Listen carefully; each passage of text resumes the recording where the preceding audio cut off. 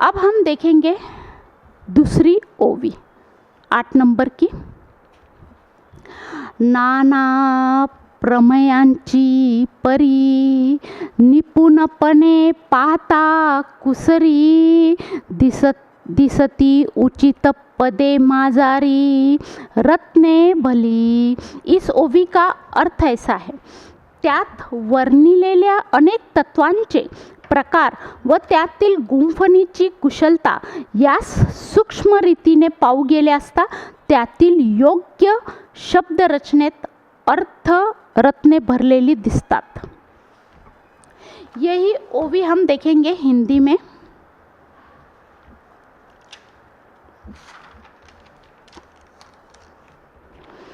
नाना प्रमेय प्रकार श्लेषादिष्क अलंकार मार्मिक पदझंकार रत्न मंडित। इस ओवी का अर्थ ऐसा है, सूक्ष्म दृष्टि से अवलोकन करने पर श्लेषादिक अलंकार उन घुंघरुओं में जड़े हुए रत्न प्रतीत होते हैं। अब जैसे हमने देखा कि कबीरदास जी के जो काव्य है, मीरा के भी पद हम देखते हैं। पहले इसमें मीरा के कुछ पद है, कबीरदास जी के काव्य है। ये कैसे रहते थे?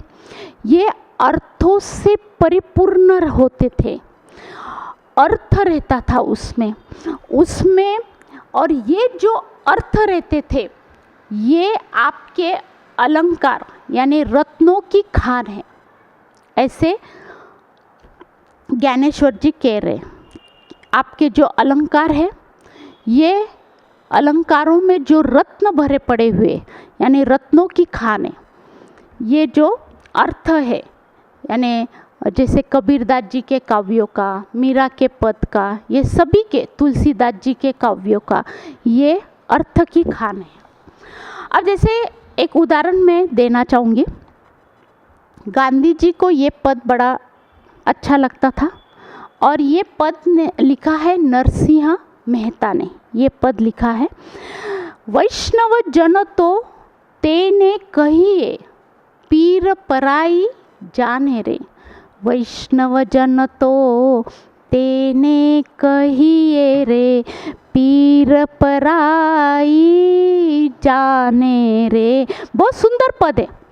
अब जैसे तुकाराम जी ने व्याख्या की है इस, यानी अलग ढंग से उन्होंने मराठी में की है।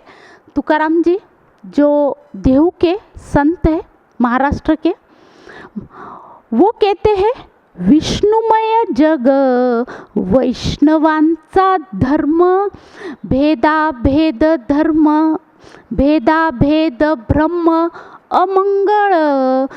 विष्णुमय जग वैष्णवांचा धर्म भेदाभेद ब्रह्म अमंगळ। यानी वो कहते हैं, उन्होंने यहाँ पे वैष्णव की व्याख्या नहीं की है, तो वो कहते हैं कि वैष्णव उसे कहा जाता है जो कण कण में भगवान को देखता है। वैष्णव उसे कहा जाता है जो कण कण में भगवान को, वो चैतन्य रूप को देखता है, ऐसे तुकाराम जी कहते हैं। और यहाँ पे क्या कहा गया है वैष्णव के बारे में? यहाँ पे कहा जाता है, यानी यहाँ पे नरसिंह मेहता कहते हैं कि वैष्णव जन तो तेने कहिए पीर पराई जाने रे। यानी जो पराया दुख को भी अपना समझता है उसे वैष्णव कहा जाता है। यानी पराया दुख को अपना समझना। एक उदाहरण इस पे देना चाहूँगी। पराया दुख यानी क्या? अगर यहाँ पे आप बैठे हो और ऐसा कहा गया कि भाई एक्सीडेंट हो गया, तो आप पहले थोड़ा डर जाते, भाई किसका हुआ? बोले नहीं, आपके घर में से कोई नहीं था, वो आपके बाजू वाले के घर में से था। आपको क्या लगता? ओ, बाजू वाले के घर में से था, थोड़ा दुख होता है। लेकिन जो टेंशन में पहले आप आ गए थे, नहीं एक्सीडेंट हो गया तो ऐसा हो गया, एकदम पहले, यानी जो पराया दुख को भी अपना समझता है, सही मायने में उसे वैष्णव कहा जाता है। यानी दूसरे के दुख को समझना, सेंसिटिव फीलिंग जिसे कहा जाता है, सेंसिटिव फीलिंग, वो ही पराये दुख को अच्छे तरह से समझ सकता है और उसे वैष्णव कहा जाता है। अब ये जो काव्य पंक्तियाँ रहती है, ये काव्य पंक्तियों में से तत्व ज्ञान का भंडार इसमें रहता है। जैसे अभी हम देख रहे वैष्णव जन, तो ये कितनी छोटी पंक्ति है, लेकिन इसमें कितना बड़ा तत्व ज्ञान छुपा हुआ है, यानी इसका भंडार है। ये दिखने में छोटे रहते, ये पद छोटे रहते, लेकिन ये काम बड़ा कर देता है। ये आदमी को, यानी जो ज्ञान उसमें है वो ज्ञान वो समझ सकते हैं, यानी तत्व ज्ञान की प्राप्ति उसमें से होती है। अब जैसे ये जो पद है ये रत्न से भरे हुए हैं। अभी पद रचना यानी क्या, एक और उदाहरण मैं आपको देना चाहूँगी सूरदास जी का। सूरदास जी ऐसे थे, यानी भगवान कृष्ण के वो यानी बड़े भक्त थे, बड़ी निष्ठा थी भगवान कृष्ण जी के। और सूरदास जी अंधे थे, लेकिन जब मंदिर में उनका साज श्रृंगार होता था भगवान कृष्ण जी का, तब वो वैसे कि वैसे उसका पद में निरूपण करते थे, वैसे कि वैसे। एक बार क्या हुआ, वहाँ के पुजारी पंडित ने सोचा कि भाई आज ये सूरदास जी की परीक्षा ली जाए।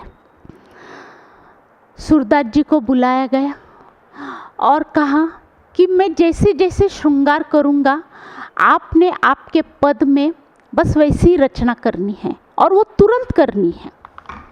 ठीक है बोले।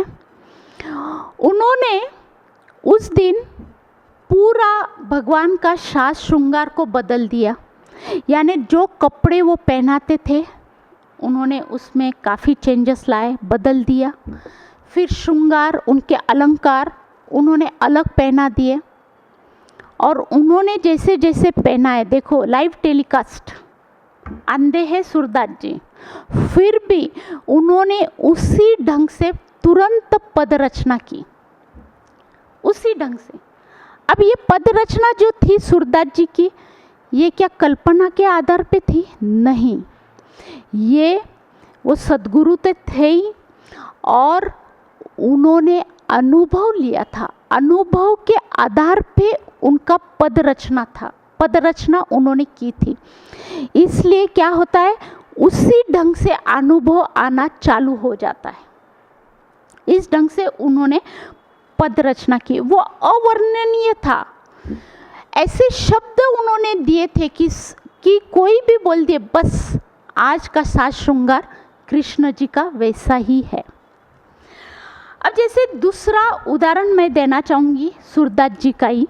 सूरदास जी अंधे थे, फिर भी एक बार क्या हुआ, रात के समय में सूरदास जी लालटेन लेके निकले। सही में तो अंधे थे, लालटेन की क्या ज़रूरत, लेकिन वो सोचते थे कि ये लालटेन से दूसरों को प्रकाश मिले, दूसरों को प्रकाश मिले और वो ठीक ढंग से चले। सामने कुआं था, अंधे थे, समझ में नहीं आया, बस पैर डालने ही वाले थे, तभी वहाँ पे एक बच्चा आया।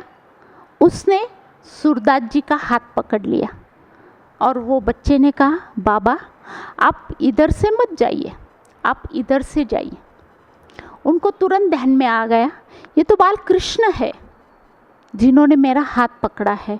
एकदम कोमल स्पर्श, कोमल आवाज़, जिस पर से उन्होंने तुरंत जान लिया और उनके मधुर भाव प्रकट हो गए। उन्होंने तुरंत एक पद रचना की। वो पद रचना इतनी सुंदर है उन्होंने की, हाथ छुड़ाकर जात हो निर्बल जान के मोहे, हाथ छुड़ा कर जात हो निर्बल जानकर मोहे, हृदय से जाओगे तो सबल जानू तो है, हृदय से जाओगे तो सबल जानू तो है। देखो कितनी सुंदर पद रचना उन्होंने की। उन्होंने ये पद रचना से यह प्रतीत होता है कि हाथ छुड़ा कर जा रहे हो, अरे हाथ तो तुम मेरा कब भी छोड़ के जा सकते हो, ये तुम्हारी निर्बलता है क्योंकि मैं देख नहीं पाता हूँ, तुम कभी भी जा सकते हो।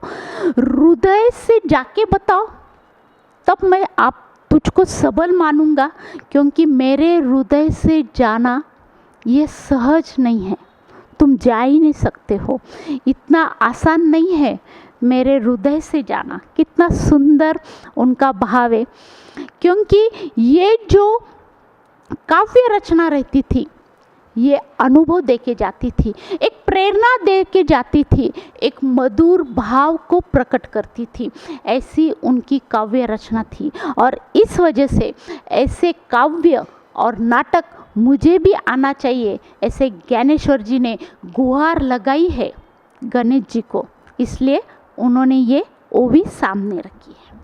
अब हम देखेंगे 9 नंबर की ओवी। पहले मराठी में, जेथ व्यासादिकांचिया मती, तेची मेखळा मिरवती, चोखाळपणे झळकती पल्लव सड़का।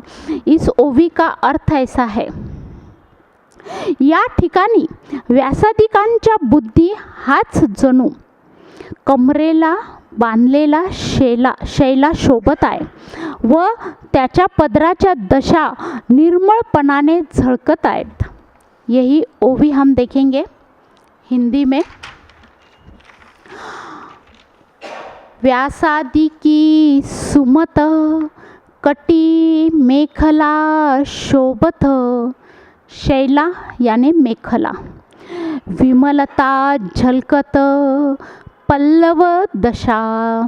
इस ओवी का अर्थ ऐसा है, व्यास आदि की उत्तम बुद्धि, यही यानी फटका दिया वाला है, मेखला कटी प्रदेश में विराजती है एवं उनकी बुद्धि की ऋतुजुता उस मेखला के जरतारी पल्लवों के अग्रभाग के समान शोभा देती है।